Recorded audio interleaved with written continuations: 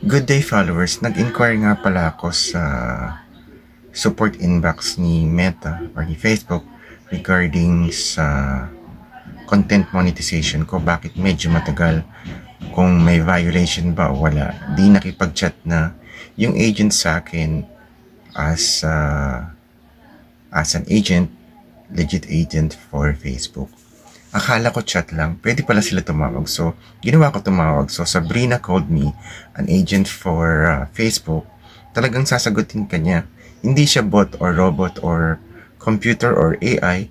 Kung talagang tao siya, kasi nasasagot niya yung mga questions ko. Tapos nagpo-post din siya pag sumisingit ako sa statement niya.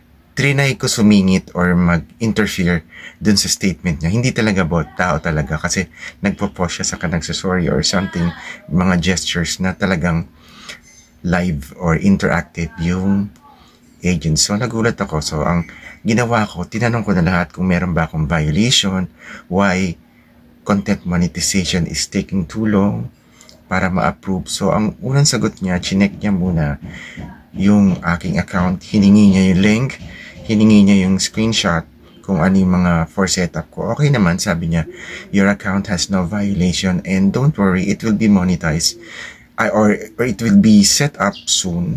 There's no violation regarding your account. It's just taking time para mabigay sa akin ni Facebook or ni Meta yung setup. Also, regarding dun sa storefront, sinabi ko na rin sa kayong affiliates, it will take 15 days nga naman. So, kinilit-kulit lang ko lang si Sabrina regarding sa status nung setup ko sa content monetization. Kasi ang tagal di ba? Medyo 3 months na ito, 4 months. So, okay naman daw, walang violation. So, I was relief. It was a relief. It was a relief kasi wala akong violation sa account ko. And it was a great help calling from your SIM number. Hindi sa Facebook They will call you on your cell phone, not using Facebook. Talagang diretso sa'yo. So, they are agents na talagang nakatutok sa'yo to answer your questions. That was a good features for Facebook or Meta for verified status only. So, kung di ka naman verified status, talagang walang agent na mag-chat sa'yo or tatawag. So, dapat verified blue badge ka.